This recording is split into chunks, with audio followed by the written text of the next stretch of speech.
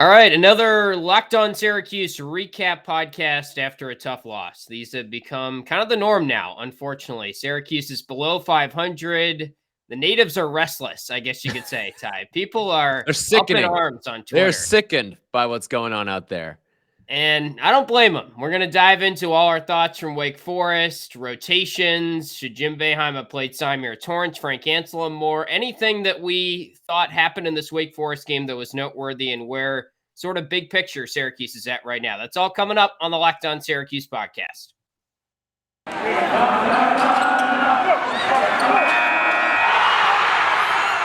You are Locked On Syracuse, your daily podcast on the Syracuse Orange, part of the Locked On Podcast Network, your team every day.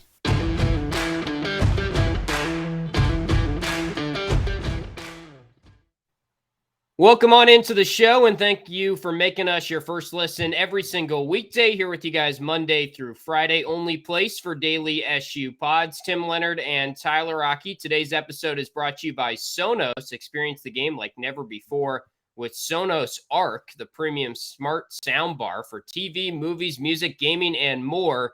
Visit Sonos.com to learn more. So Wake Forest gets the win in overtime over Syracuse, 77-74, the final score. I was actually there for a change. I heard you were moonlighting as Jim Satterlin for a change. Yes. Did you have a nice sweater vest on and everything?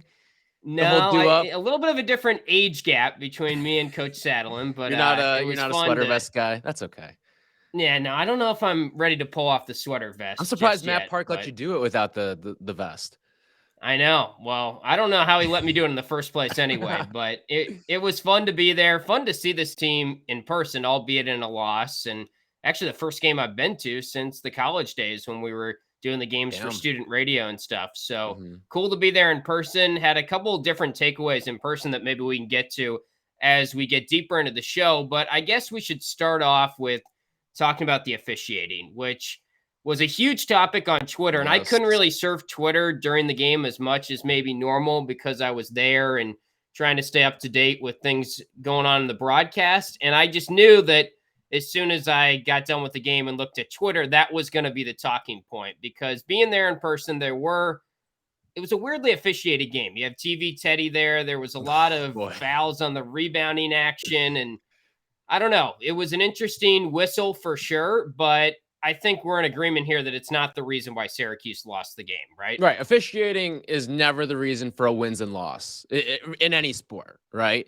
And if you think it is, I mean, Mike McAllister's got a podcast for you somewhere, okay? Go check out his podcast, because that's not what we're going to do on this show, all right? There were so many other things. And listen, were there some suspect calls? Yeah, but you could look at it both ways. It happened on both sides. And I look at when you get yourself into this sort of hole, when you've got guys who are shooting poorly. I even put out a list on our Twitter account at @LO_Syracuse. These are things that contributed to Syracuse's loss more than the refs. Buddy shooting 5 of 20. The inability to inbound the basketball at the end of the game. Not hitting defenders on screens, which if you've been watching some of these centers throughout the season, that is a big problem. And maybe it's never been a thing we can do, though, right? We've never had good screen setters. Yeah. So playing Jimmy at the 5 instead of Frank late in sequences once Jesse had fouled out. Shooting 8 of 29 from 3. And Symir only getting 5 minutes in this game. I mean, am I forgetting anything? Anything else you want to contribute to that list? No, I think you're spot on there. I do think if you had to pick a side, Wake Forest got the better end of the officiating. But I don't think it makes it sort of an excuse good enough for this is why we lost the game, because you were in position to win the game. And you didn't get the ball inbounded, and Jimmy threw it into a tight corner, and you didn't win the game. You didn't do a very simple task to win What's it, basically. Basketball 101 too? Pressure situation, don't find yourself in a corner, right? Like that should never have gotten to that point. And that comes down to the screen setting too. Like I see Frank, he's not touching a guy out there, or whoever else was out in that line. Not Cole Swider, not touching a guy on some of these screens. Yeah, I hope Frank wasn't out there given his foul shooting, but I see what you're saying. Yeah. Yeah, and that's the thing, is you need to be able to execute in these late game situations, and that's a problem right there. And here's another thing. I will point out this, and this is just an officiating thing at large. This is not essential to this game in particular, but it obviously played a part in this one. There should be an I don't know clause in officiating. Like an official, especially in the final 2 minutes of a game, should be able to say, I don't know. I don't know. When Ted Valentine is motioning to go to the monitor before he makes a call on the floor, that should be an I don't know. And you make the call off of the monitor. All right.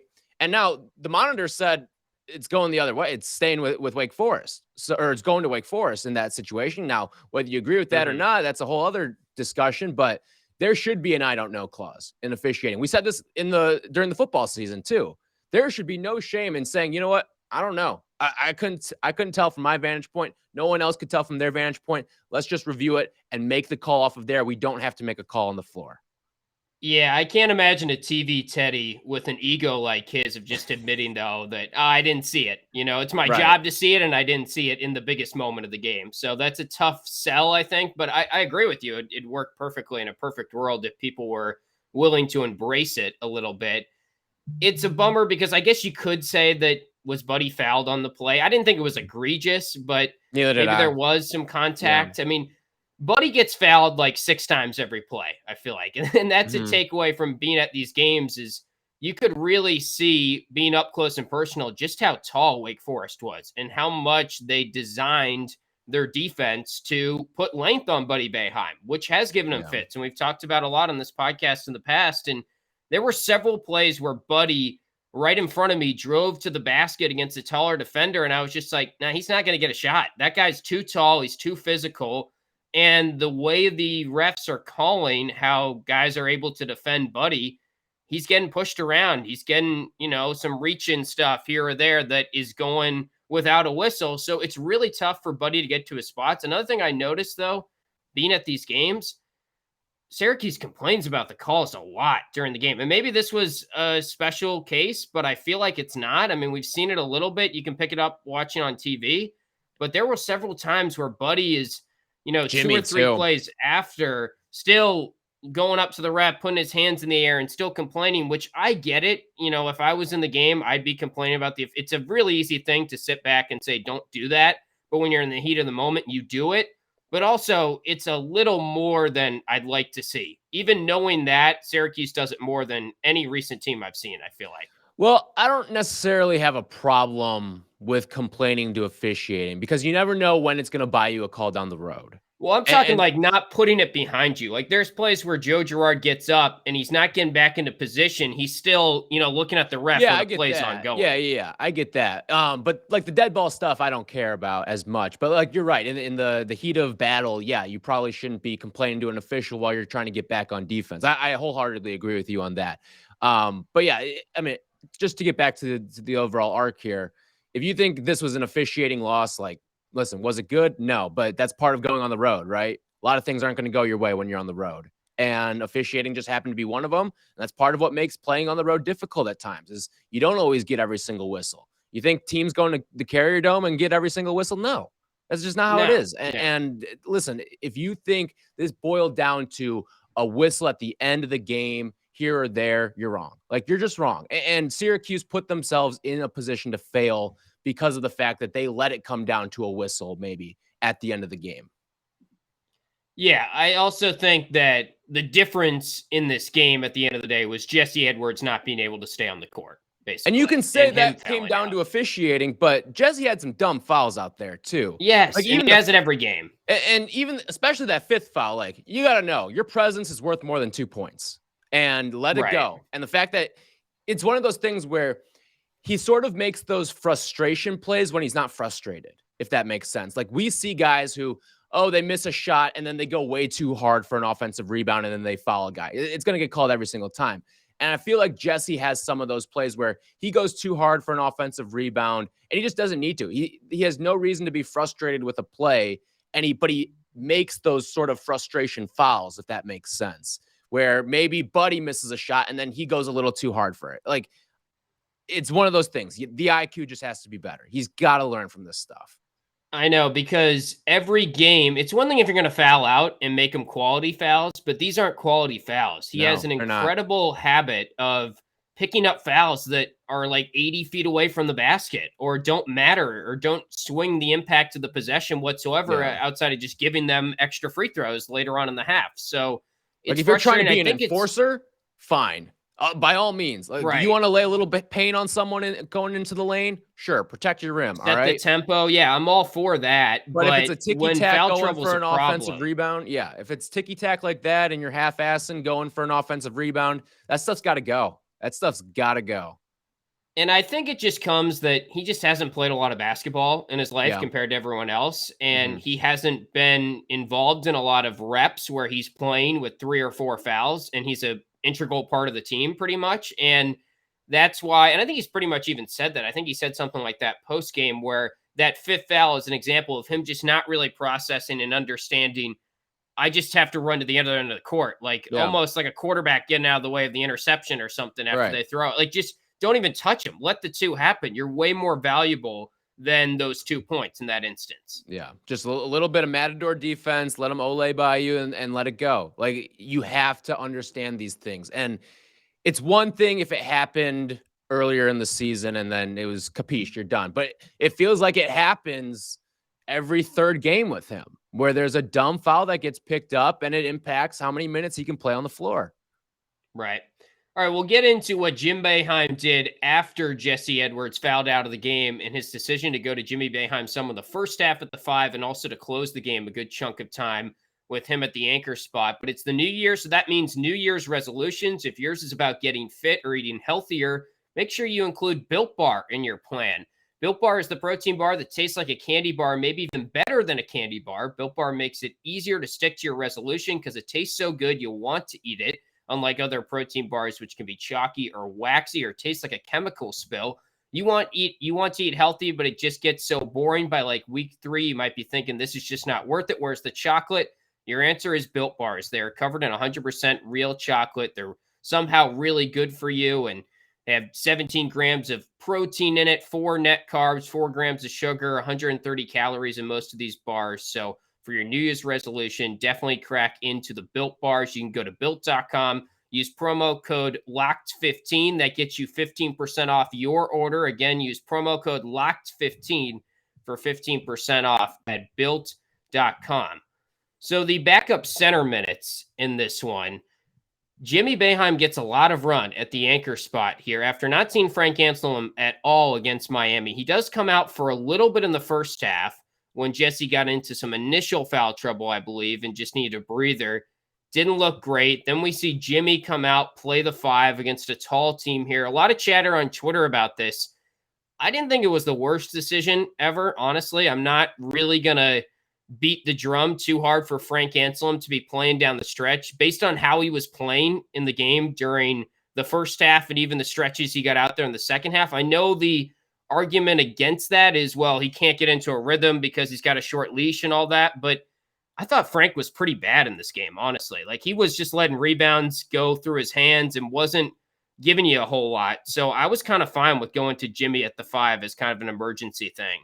Well, here's where I'll push back a little bit is when I think they went to him in overtime and they brought in Frank. And what do you know? First possession down, he gets a critical block.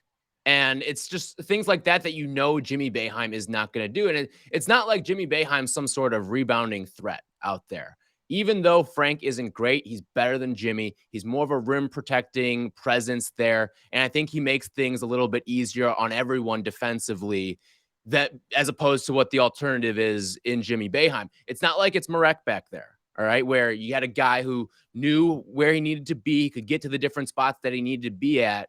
It's not like that right now. And I just think that you got to go with the size. You got to go with the athleticism. You got to get those lineups out there as much as possible at this point. Yeah, I hear you. And that last play was a tough one because the play that sent it into overtime where they would get a dunk out of the timeout. On one hand, it's like you can't really put Frank in for just one play. I don't know if that's the solution there. Because when Jimmy was out there, let's not forget, Wake Forest did not score a field goal in the final 5 minutes of regulation until that shot there to send it into overtime, that dunk, which is probably a little bit easier to make that pass. Definitely easier going against Jesse or harder going against Jesse Edwards. But Probably a little bit harder going against Frank Anselem and his length for sure. I don't like Jim Boeheim was asked about that post game, and he said he never even considered playing Frank out there because he just wasn't really making a difference in the game. And I'm with him. Like, Frank didn't look good to you, did he, when he was out there? He wasn't great, but it's one of those things where I think a play like that, he makes an impact because the fact that length could be a disruptor in a play like that, Yeah, I think is important because like Jimmy had zero chance on that play. He got head faked and it was a zip pass down low to a center. And then what do you know? It's a tie game and you're headed to overtime. I think with Frank, you at least give yourself a chance to maybe tip the pass. And at a minimum, I think Frank would have the length to at least be able to catch up and foul them. And Wake Forest was not making free throws. I would have liked my chances sending Wake to the free throw line in those final seconds.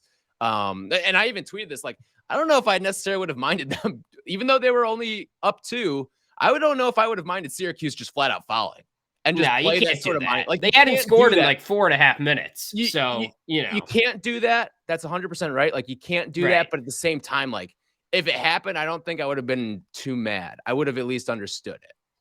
Yeah, and Alondas Williams was the guy who was missing a lot of foul shots. He had a great game, and he did come through with some big free throws in overtime towards the end of that. I guess I'm with you. Maybe I'm talking myself out of my own argument here. Maybe Frank should have been out there for that last play. When you need a defensive possession, I'm putting Frank in there over Jimmy every single time.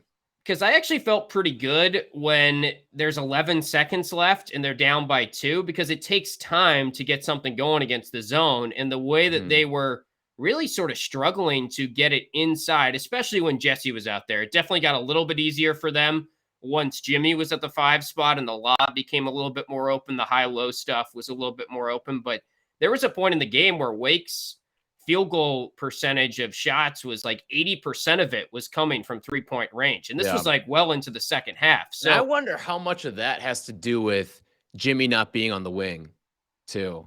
Like, Benny got a lot of run in that game too. He played a career high 24 minutes in this one, and I get that there was overtime, but I think that when you add it all up, like his minutes heading into overtime was like 21, which would have tied his career high.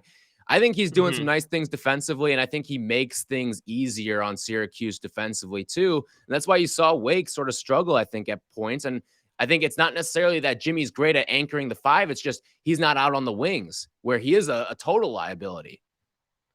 Yeah. And I remember we did the bold prediction stuff podcast, and I said something like, I think we're going to see more of Jimmy at the 5 than people think, and less of Frank than people are hoping for. And it hadn't really come true until this game in particular, where Jesse does get in foul trouble. But I guess this also proves that we're not going to see Barama at all, right? Because if we were going to see him, it would have been that game. Right. And he just wasn't even in the thought process. Yeah, no, he must be too injured at this point. And it sucks because he's a great kid.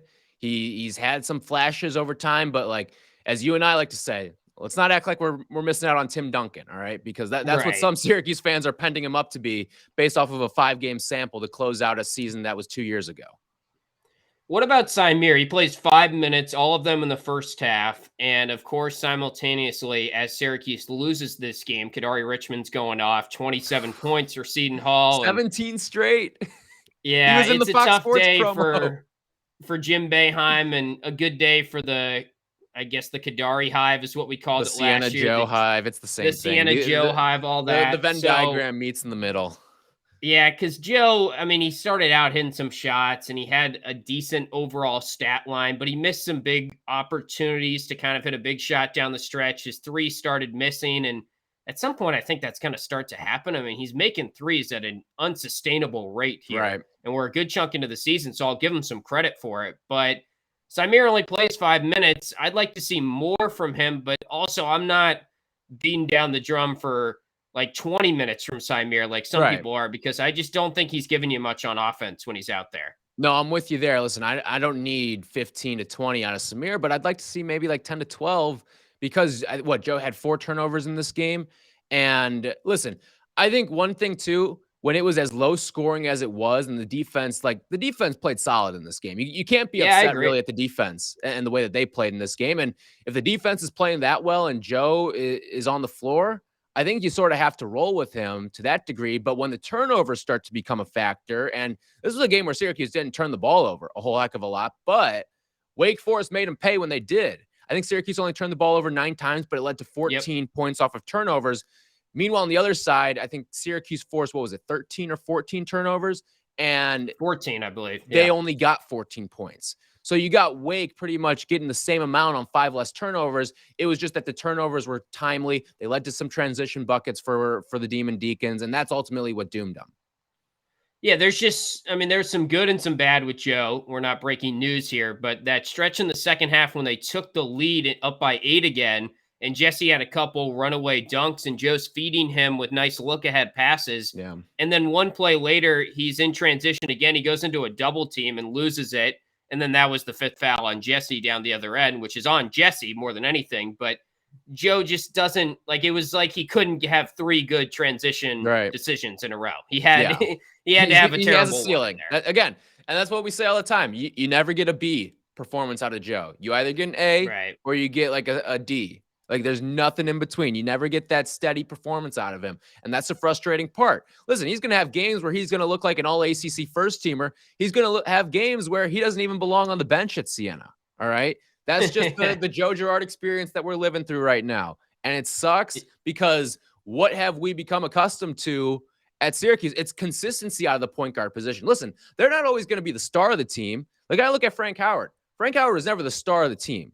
But you knew what you were going to get from Frank Howard every single game. Steady defense, maybe a couple threes here or there, and some solid offensive performances, but you're never going to expect him to go for 25 or something like that. You didn't need him to go for 25. But he was just, you got a B performance out of him every single game, it sort of felt like.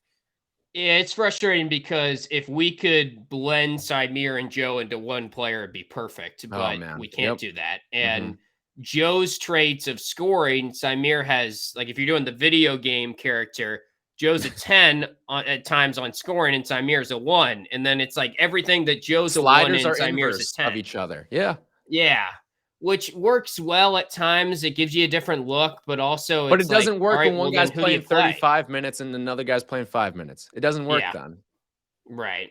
And in this case, I guess Joe even played 40 minutes or something like that. Wouldn't you count the overtime? And Symir is still just playing 5. So, all right, we're going to get into the defense a little bit in a second. I'm glad you brought that up because I agree with you. I think the defense showed some positive signs here. We'll talk kind of big picture, any other leftover thoughts we have from this loss to Wake. But Syracuse fans, want to tell you about an incredible app everyone who buys gas needs to know about. It's called Get Upside.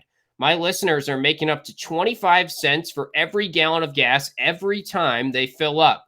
Just download the free Get Upside app in the App Store or Google Play right now. Use promo code SCORE and get a bonus 25 cents per gallon on your first fill up. That's up to 50 cents cash back. Don't pay full price at the pump anymore. Get cash back using Get Upside. Just download the app for free. Use promo code SCORE to get up to 50 cents per gallon cash back on your first tank. Some people who drive a lot are making as much as $200 to $300 a month in cash back, and there's no catch here.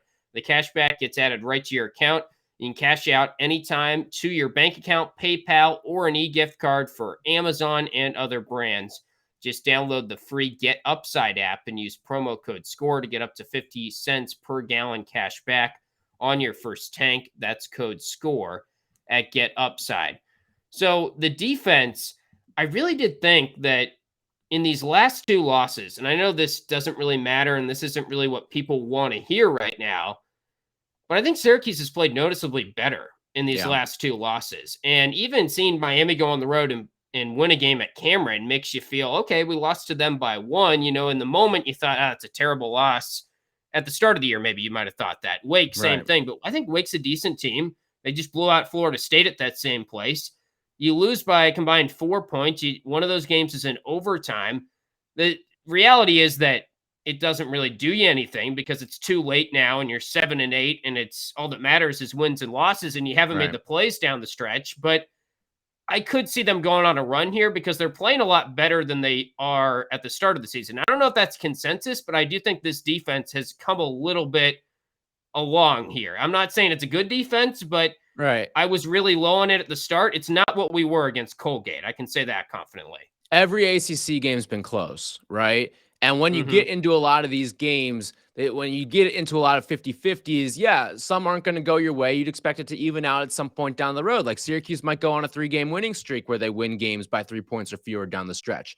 That's something that can certainly happen down the road. But I think you're right. The defense has gotten noticeably better. But it's also one of those things where I'm not going to give it a ton of credit because the defense, A, couldn't get worse. And B, just in general, the defense is going to get better. Like that's an expectation because you have more game reps in it. You see more things. You have these little nuances that you pick up on just from game action. And so I'm not going to give a ton of credit because we sort of expect that to happen. We expect the 2-3 zone to find its groove at a certain point, or at least get better and better and better and compound on itself as the season goes along. But I do think there is one sort of common thread between the defensive improvement and one guy's minutes, and it's Benny Williams. He's starting to play more and more minutes. He plays more off the bench than any other Syracuse player right now, and the defense has gotten better. And I don't think those are isolated incidents there. I think there is a correlation to the fact that Benny's out there on the floor more. He's getting a little more confident defensively. He's had a couple jumpers here and there start to drop for him. I'm not saying he's going to blow the top off of the dome anytime soon over these next couple of weeks and until the season ends. But I think he's starting to slowly figure it out. And I think by getting him extended minutes now makes me feel a little bit better about him coming back next year.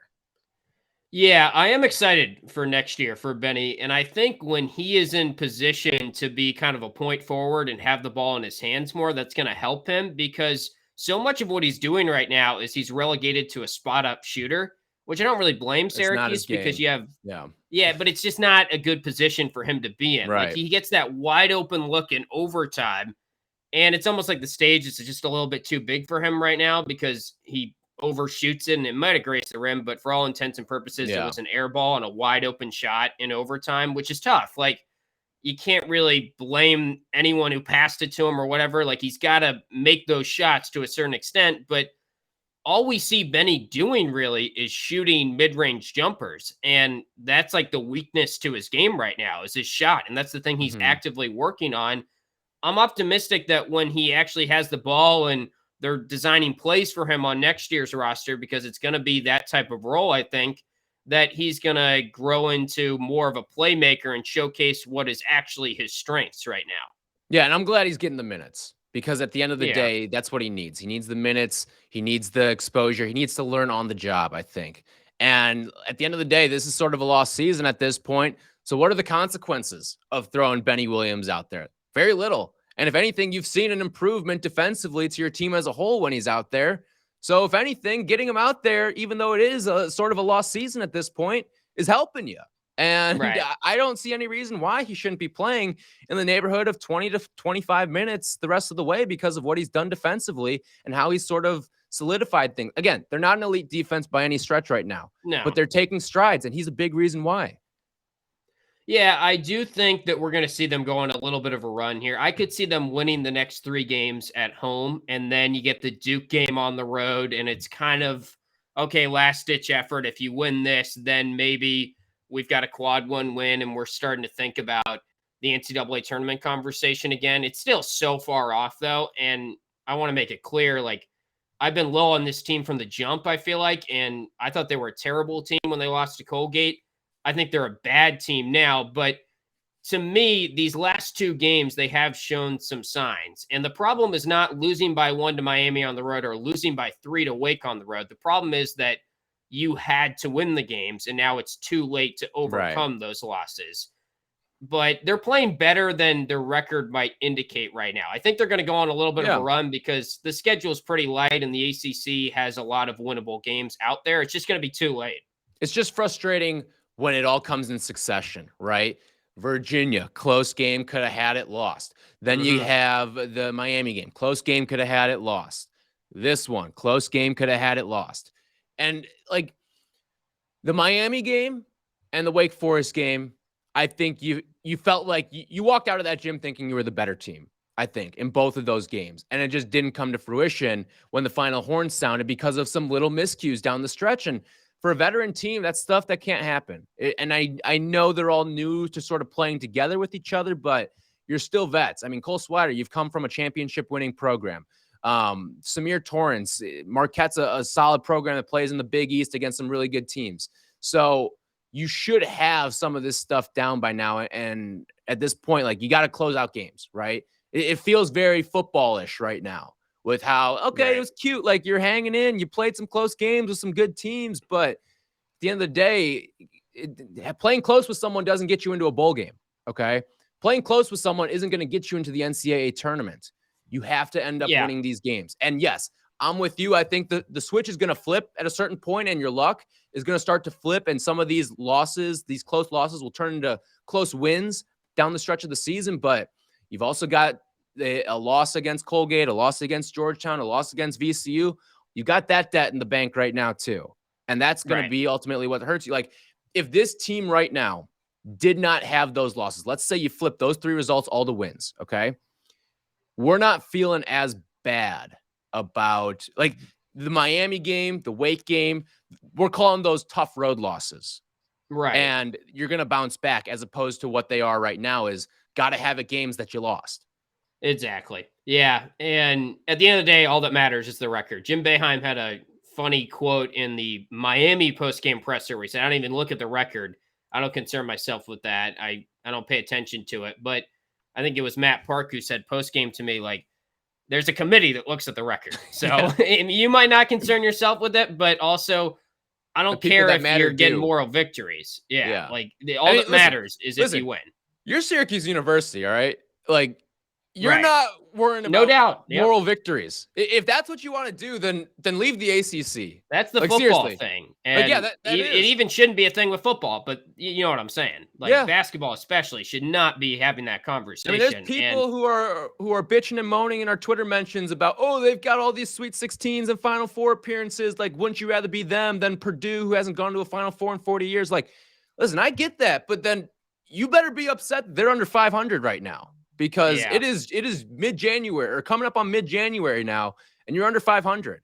Like, that stuff doesn't fly if you want to be considered. Like, Syracuse, it feels like, plays the role of little brother at times in the grand scheme of college basketball, and sort of being like little brother of the Blue Bloods right now. They want to work their way into that Blue Blood conversation. Blue Bloods don't go sub 500 in mid-January. All right. And they don't do 7 or 8 seasons in a row where they're on the bubble. Like, and that's the biggest thing. There's outrage. There's like Kentucky last year, outrage. Duke last year, UNC's outrage. had some bad seasons, but I mean, maybe it is the start of a trend here. But right now, as we know it, no program that was on the level of Syracuse or considered a peer of Syracuse when Syracuse was at its peak has had 7, 8 seasons in a row where, yes, they've had a Final Four mixed in there and stuff, but in the regular season, the joke is that, oh, yeah, Syracuse is on the bubble again. Like, you're not an elite program if that's the joke. And we've talked about this a lot. But anyway, that's where otherwise we'll you become Texas football. All right? Yeah. Like, that's what you become. Right. Which we don't want that to happen. We don't want the conversation to be Syracuse basketball back. And I don't want to hire Steve Sarkisian to this university, man. I really don't. That would not be good. Although I'd let him coach football. All right. Well, it's been a tough year for Syracuse fans. I was thinking when you said that, I don't think there's been a year where football and basketball have had so many close losses. I mean, it's prisoner of the moment talk maybe, but gosh, it's been a lot of these games coming down to the wire and just not coming the right way for Syracuse. But Pittsburgh is next on the schedule. We will look ahead to that tomorrow on the show. Full preview podcast, hopefully get you to Bundo's digits, all our numbers, everything you need to know on Pittsburgh. So that's ahead tomorrow on the show. Thanks for listening each and every weekday, making us your first listen. You can find us on YouTube as well. We're totally free and available on every podcast platform and YouTube. So check us out there. Subscribe to the show there. Follow us on Twitter at @LO_Syracuse, and we'll talk to you guys tomorrow.